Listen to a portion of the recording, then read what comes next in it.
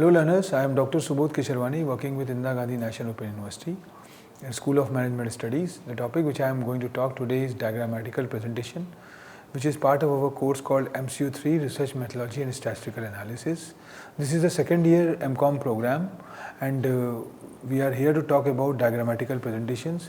In our preceding sessions, if we recapitulate fastly, we have covered the first block. The first block was having roughly 10 to 12 lectures which revolves around the business research plan, collection of data, sample, measurement of scaling techniques. So we have covered the preamble part, which starts with talking about the research, then how you are going to plan your research, how you are going to come out from the research problem, then how you are going to collect the data. Either it could be the primary data or secondary data, and then how the sample is going to be frame. Either it could be the random sample or non-random sample, that we have already covered in our preceding sessions. And then measurement of scaling techniques, then how you are going to apply the scaling techniques, which could be comparative in nature or non-comparative in nature. So this first particular block was emphasizing more on research and data collection, and the second block, which exclusively talks about processing and preservation of data. We have already covered the first session, which was talking about the processing of data, how you are going to code the data, how you are going to tabulate the data, how you are going to classify the data. This we have already covered in the preceding session under the ambit of processing of data. Now we are emphasizing more on diagrammatic and graphical presentation of data, and this particular session talks about the diagrammatical presentation of data. Because we have seen that the texts have got certain constraints, and if you are going to visualize the text, I think it's really a cumbersome process. So taking into consideration this diagrammatic presentation is really a one step in this direction, which can present the text in a diagrammatical format. So when you go more into the depth of this diagrammatic presentation, you will find out that diagrammatic presentation is the visual form of presentation of data in which facts are highlighted in the language of diagrams. So it consists in presenting statistical material in interesting and attractive geometrical figures, which can be considered as a bar, circles, rectangles, squares, pictures, maps and charts. So gradually when we move into this particular session, you will find out that how these dimensions of diagrams are going to be changed and it's going to be visualized. Either it could be the one dimensional, two dimensional or three dimensional that we are going to cover. So it will attract the attention of a large number of persons. It facilitates comparison between two or more sets of data, and when you are going more into the depth of this diagrammatical presentation, you will find out it is the most attractive and appealing way to represent statistical data. I think in our preceding sessions, when we were talking about the collection of data, we see that data usually is in the raw form. And when you are going to apply the statistics, when you are going to apply the research methodology and you apply certain tools, I think from there you are basically customizing the data, making it more tailor-made, more user-friendly. So that is the emphasis of diagrammatical presentation, because diagrams helps in visual comparison and have a bird's eye view. That is very true, and it is a technique of presenting numeric data through pictograms, cartograms, bar diagrams, pie diagrams, which we are gradually going to elaborate in a more systematic manner and a more with the help of examples we are going to talk about. If we see this particular chapter, I think it starts with the importance of visual presentation of data. What is the importance of presenting of data in a visual manner? Because the time had changed. There was a time when we have no choice, but data used to be governed in a text format. But after a certain time, we observed that this graphical way of presenting the data had come up, and right now we are moving one step ahead to that, which more talks about the video way of presenting the data. So this is one of the way by which the thing had been changed. In the coming years, you will find out there will be more change which can make the presentation more agile and active. So anyway, this diagrammatical presentation, there are certain rules for preparation of diagrams, and there are certain types of diagrams. It could be either one-dimensional bar diagrams, or the simple bar diagrams, or the multiple bar diagrams, or subdivided bar diagrams. So what we have seen that the one-dimensional bar diagrams talks about simple bar diagram, multiple bar diagram and subdivided bar diagram, whereas there are other way of talking about, that is pie diagram, structure diagrams. It could be either the organizational charts or flow charts. So anyway, what we mean to cover here, that we are going to cover this diagrammatical presentation today, and as far as the graphical presentation is concerned, that is graphs of time series, graphs of one dependent variable, or the more than one variable. It's going to be cover frequency distribution, which can talk about the histograms, frequency polygon, cumulative frequency curves. All are going to be explained under the next theme, which called the graphical presentation. But here we are more talking about the diagrams way of presenting the things. There are certain significance of diagrams and graphs. They are attractive and impressive. They make data simple and intelligible. They make comparison possible. They save time and labor. They have universal utility. They give more information. They have great memorizing effect. And if when we visualize the thing in a graphical format, or in a diagram format, or in a video format, which is a current trend right now, we have seen that the things had been changed, and this is going to give a lot of mileage to memorize the thing. So anyway, this, as far as the graph is concerned, it's going to be bifurcated into histogram, Lorentz curve, ogive, frequency polygon, and frequency curve. This we are going to cover under the ambit of graphical presentations.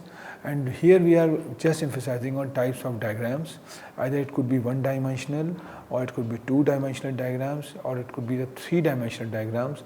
And then finally we talk about the pictograms and cartograms. So if you talk about the one-dimensional diagrams, these one-dimensional diagrams are such diagrams where only one dimension measurement, that is height, is used. So these diagrams may be in the form of lines or bar. There is no importance of width or thickness in these diagrams. So that is the reason we have certain bifurcation into it, which talks about the bar diagram, simple bar diagram, and the height of these lines and bars are taken on the basis of values. So under this construction, only one dimension, that is length, we have already talked about, is taken into account for the purpose of comparison and observance of fluctuation in growth. So length of each bar is proportionate to the magnitude of the data, and the width is not related to the magnitude of data. And generally the width is given for the purpose of visual effect and attractiveness. So there is the parameter which is going to be taken care is the length. So the width of each bar and the gap between one bar to another bar must be uniform. Mention the respective figures at the top of every bar. And large number of one-dimensional diagrams are available for presenting data, such as line diagram, simple bar diagram, multiple bar diagram, subdivided bar diagram, percentage bar diagram, deviation bar diagram, etc. So we shall, however, study only the simple bar diagram here. And if you see this particular image, you will find out this, in such diagrams only one dimensional measurement, that is height, is used and the width is not considered. So we start with line diagram, simple diagram, multiple bar diagram, subdivided bar diagram, and then percentage bar diagram. So if we go more into the depth of this one dimensional diagram vis-a-vis the line diagram, we observe that in these diagrams only line is drawn to represent one variable, and these lines may be vertical or horizontal. And line diagram is used in case where there are many items and there is least difference between value. The construction of the diagram is very simple. It makes comparison easy. It has no width and hence of very poor visual effects, so it is less attractive.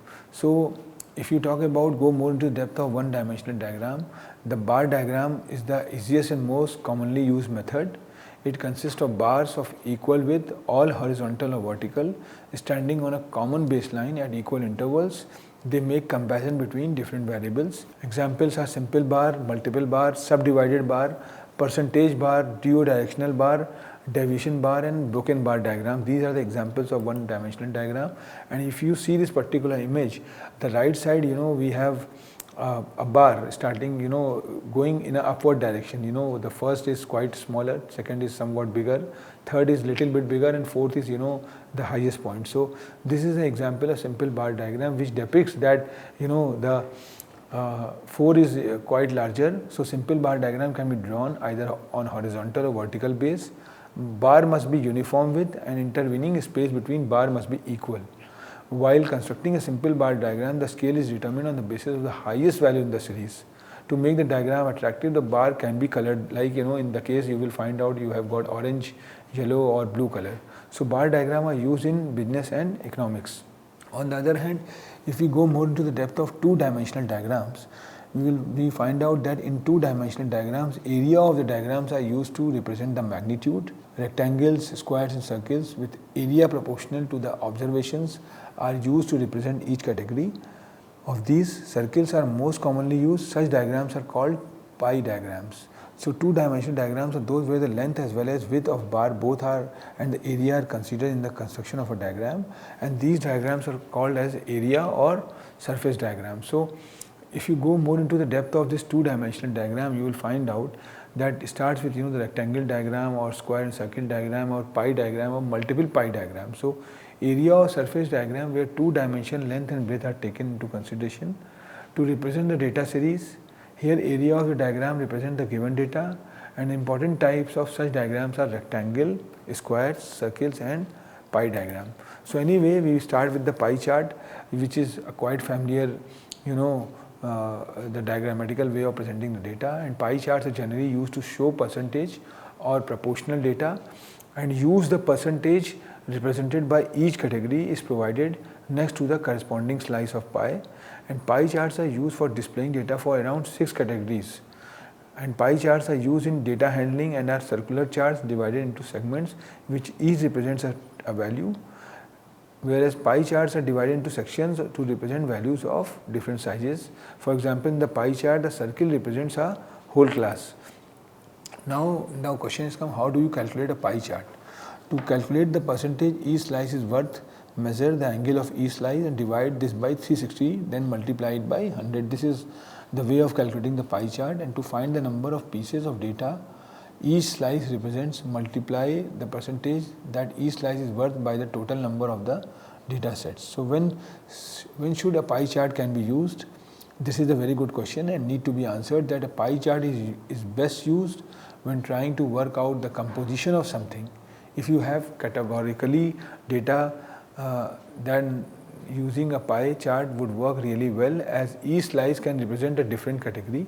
A good example of pie chart is very well explained with the help of this particular image, where you have seen that there are certain months that starting from January we have bifurcated into in various months, and each month have got different color and have got certain significance. So is a circular statistical graphic which is divided into slice to illustrate numerical proportion, and in a pie chart the arc length of each slice is proportional to the quantity it represents. So that is very true, and you will observe that one of the color is orange while other is blue, and the proportion is also there. So this itself provide that the whole circle is a chart, whereas the bifurcation is done on the basis of month. So two-dimensional diagram, if you talk in the rectangular basis, the rectangular diagram is one where both length and width are considered while constructing it, and these two slides represent two different characteristics of data. So we have seen that we are considering only this box because this is rectangular diagram and considered to be the two-dimensional cross sections. And so if you talk about the square diagram, their area should be proportional to the magnitudes of the data. For square diagrams, the square root of the given figures which will give the measurement of the sides of the square. So this is known as the square diagram. And if you talk about the sector diagram, so if the total of the circle is to be shown in different parts of components, and this sector diagram is used for it. And we have seen that with the help of the sector diagram we have categorized certain things. It's more or less somewhat synonymous with the pie chart. So anyway, we have already covered the one-dimensional, two-dimensional. Now we are talking about the three-dimensional diagrams. Three-dimensional diagrams are those in which 3 dimensions, that is length, we have observed in the one-dimensional diagrams that only the length is going to be taken care, and the two-dimensional length and width is going to be taken care. So now when you are going to design, when you are going to frame the dimensional diagrams, or in that case you are going to apply the length and width if you are going to talk about the two-dimensional diagrams, whereas in three-dimensional diagrams we are using length, width and height into consideration and taking into account. So they are also known as cubic diagrams. So that is the reason we used to call it as a cubic diagram. It may be drawn in the form of cylinders, blocks, spheres, etc. And three-dimensional diagrams are those in which 3 dimensions we have already talked about, length, width and height are taken, and have a cubic diagram and it can be used in that. So now after talking about all these ways of dimensions, I think the two more diagrams which need to be left is pictograms and cartograms. And if we talk more about the pictograms, pictogram is a technique of presenting data through appropriate pictures, also called picture diagram or pictograph. So it is known as the pictograph or picture graph. And pictogram prove very attractive and effective. They create a lasting impression on the mind. So that is because there are certain picture which is there, and if you see this image, I think these are the symbols that means explosive or self-reactives or organic pre-oxide. So keep clipping symbols until you get the this is the way. And if you see at the right side, you will find out a lot of images are there which is self-explanatory in nature, and it talks about certain symbols which can link with that. So when you are going to talk about the cartograms or map diagrams, cartograms are used to represent data on geographical basis. For example, possible data of rainfall, and these diagrams are very attractive and effective. If message is to be communicated to common people, I think cartogram is the best way of doing the thing. Cartogram is quite useful for mapping the things, and a cartogram is a map in which some thematic mapping variables such as travel time, population is substituted for land area or distance. So if you see this particular image, you will find out that this shows that across the world what is the presence of McDonald's, or across the world what is the presence of Walmart. So this can be very easily explained with the help of cartographs. So there are certain advantages and disadvantages of diagrammatic presentations, and if you talk more about this diagrammatic presentation, attractive and impressive, that is an advantages, and simple and easy to understand, that is very true, because when you compare with the text, this is quite understandable, and from the figure itself you can able to judge what exactly the scenario is, where the movement is going in the upward direction or in the downward direction. So even a layman can understand it is very easily, and in a short time you can able to familiarize yourself that what exactly this particular image want to say. So helpful in making comparisons, they save much time and energy, that is very true. Diagrams leave good visual impact, and diagrams give a clear picture of the data, because as we have already talked in our preceding sessions that when we talk about the research methodology or statistical analysis, the data is going to play a very important role, and the way data multiplies, the way data is multiplying or changing the shape, I think the pictorial way of presenting the data is one of the best way. And when you're talking about the pictorial manner, I think diagrammatic and graphical ways of presenting the data is one of the useful way of explaining the thing. So, but on the other hand, there are certain limitations. So it's difficult in presenting a presentation of data, because sometimes the data size is quite high, and if you are going to accumulate that data in that particular diagrammatic format, I think somewhere you have to eliminate some of the content. So in that case, what will happen, you won't going to give the holistic view of that particular data which you are going to interpreting. So limited amount of information is going to be taken care, and it misuse easily and useful only for comparative studies. When you are going to compare, I think for that it is going to be quite useful, and only limited set of data can be presented. That is very true, because there are certain constraints which need to be done.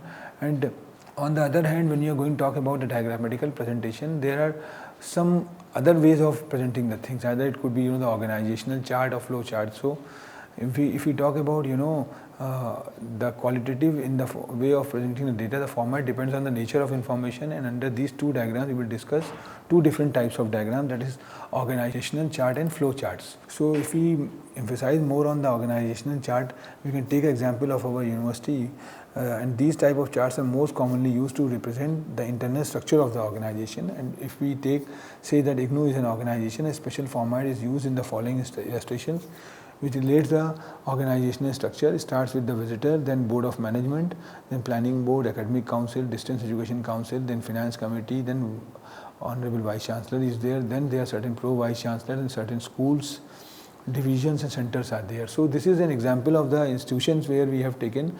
On the other hand, you see the hierarchies are there. When you talk about the business, you find out that the business starts with the upper level, lower level, middle level and lower level. So in the upper level you have people who take the strategic decisions, and on the other hand you have a middle level managers and you have a lower level managers which emphasize on the operational issues. So this also require a kind of diagram. So because when you are making a diagram, you are making a system which can be give the impression of how the organization used to govern and run.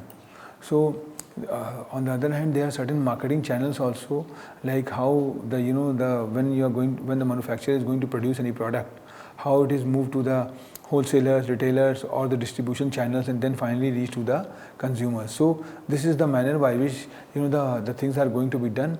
And on the other hand, the flow chart is also one of the way of presenting a data, and in the form of diagram. And flow chart is a type of diagram that represents a workflow or process. If you talk more about it, a flow chart can also be defined as a diagrammatic representation of an algorithm, a step-by-step approach to solve a task. The flow chart shows the steps as boxes of various kinds and their order by connecting the boxes with arrows. So what if we see this particular image, you will find out that how the recruitment requisition is done, that selecting criteria, advertisement of the job, how the person is going to be suitable for the job, then the interview candidate and access against criteria, and then second interview. So this is the way where you can provide certain way that option of yes and no is there. If so, the decision tree and the flow chart modeling is quite important aspect in this particular scene. So anyway, I think I have talked a lot about the one step ahead to that when we have explained the data and how we are going to present the data. Today, the scenario talks more about that diagrammatic way of presenting the data is somewhat quite conducive in nature and quite demanding also. And keeping in mind this diagrammatical way of presentation of data, then the graphical way of presenting of data, and as well as the video or the multimedia way of presenting the data. This is one of the biggest trend which is coming up, and as a researcher we have to follow all those models and follow all those ways to interpret the things and to explain the things. I think this presentation part, as far as the presentation of data is concerned or processing of data is concerned, we have already talked about, and this particular block is giving more emphasis to how we are going to streamline the data, and this particular presentation is definitely throw a light on all these aspects. Thank you very much. We have some more thought-provoking sessions which can link with this particular course and this particular theme. Thank you.